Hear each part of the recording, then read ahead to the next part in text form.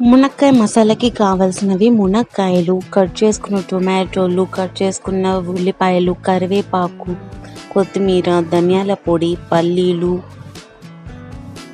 ఎండు కొబ్బరి పొడి, తాలింపు కోసం శనగపప్పు, అల్లం వెల్లుల్లి పేస్ట్, దాల్చిన చెక్క, లవంగాలు, ఇలాచీ, చింతపండు కొంచెం. ఒక చిన్న కడాయి తీసుకొని హీట్ చేసుకొని అందులో మనం కొంచెం పల్లీలని వేయించుదాం.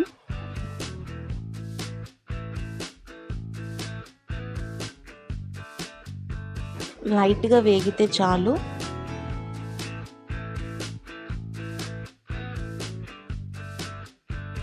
ఇలా లైట్గా వేయించుకున్న పల్లీలను ఒక మిక్సీ జార్లోకి తీసుకుందాం. అండ్ ఇదే మిక్సీ జార్లో మనం దాల్చిన చెక్క వేసుకుందాం. అండ్ యాలకులు, లవంగాలు ఎక్కువ వేసుకోవట్లేదు, ఏవి రెండు వేసుకున్నాను.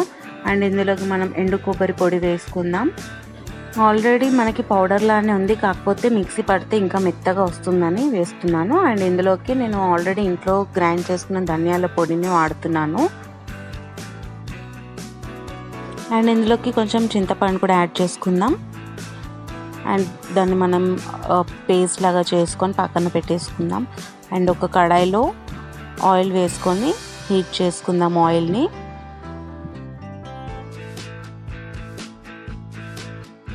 ఇలా హీట్ చేసుకున్న ఆయిల్లో మనం ఈ మునక్కాయలు వేసి కొంచెం లైట్గా ఫ్రై చేసుకుందాం. ఎందుకంటే ఆ పచ్చి వాసన పోయే వరకు ఫ్రై చేసుకుందాం.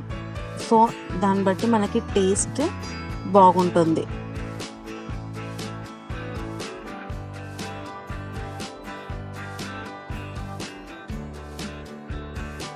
ఇలా ఫ్రై చేసుకున్న మునక్కాయల్ని పక్కన ప్లేట్లోకి తీసుకుందాం.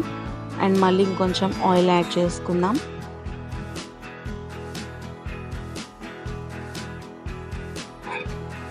అండ్ తాలింపులోకి ఆవాలు, జీలకర్ర, శనగపప్పు వేసుకొని వేయించుకుందాం. ఇలా కొంచెం అవి చిటపటలాడాక కొంచెం మనం ఆనియన్స్ వేసుకుందాం, కట్ చేసుకున్నవి. అండ్ కొంచెం లైట్గా ఫ్రై అయితే చాలు, మరీ డార్క్ గోల్డెన్ బ్రౌన్ అవసరం లేదు, లైట్గా వేగితే చాలు. అండ్ ఇందులోకి కొంచెం కరివేపాకు యాడ్ చేసుకుందాం. నెక్స్ట్ టొమాటోస్ కూడా వేసుకుందాం.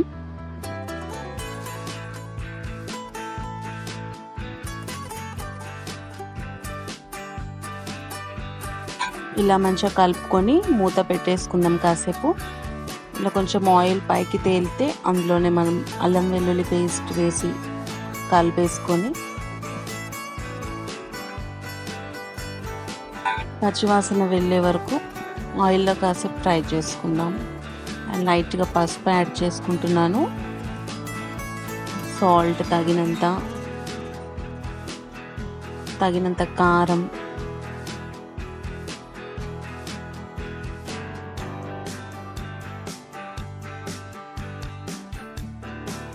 అండ్ మనం ఫస్టే ఫ్రై చేసుకున్న మునక్కాయలు కూడా వేసి బాగా కలపాలి. ఎందుకంటే ఆ ఉప్పు కారం అనేవి మునక్కాయలకి బాగా పట్టాలి కాబట్టి కాసేపు మనం అలానే ఆయిల్లో ఫ్రై చేసుకుందాం. చూసారా, ఇలా కొంచెం ముక్కలకి ఉప్పు కారం పట్టిన తర్వాత గ్రేవీ కూడా వేసుకుందాం. ఏదైతే మనం మిక్సీ పట్టుకొని పేస్ట్ చేసుకున్నాం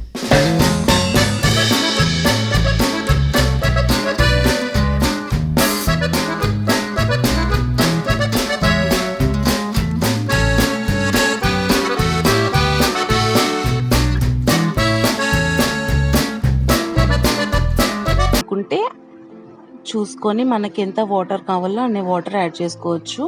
లేదు మనకి కొంచెం లిక్విడ్గా కావాలనుకుంటే వాటర్ కొన్ని ఎక్కువ యాడ్ చేసుకోవచ్చు. అలా కాసేపు ఈ మసాలా పేస్ట్లో ఈ మునక్కాయలు మంచిగా అందులోనే ఉడకనివ్వాలి మెత్తగా. హై ఫ్లేమ్ కాకుండా, లో ఫ్లేమ్ కాకుండా నార్మల్ ఫ్లేమ్లో మంచిగా మగ్గనివ్వాలి మునక్కాయలని. తర్వాత లాస్ట్లో కొత్తిమీర వేసేసుకొని స్టవ్ ఆఫ్ చేసుకోవాలి. అంతే, మన మునక్కాయ మసాలా కర్రీ రెడీ.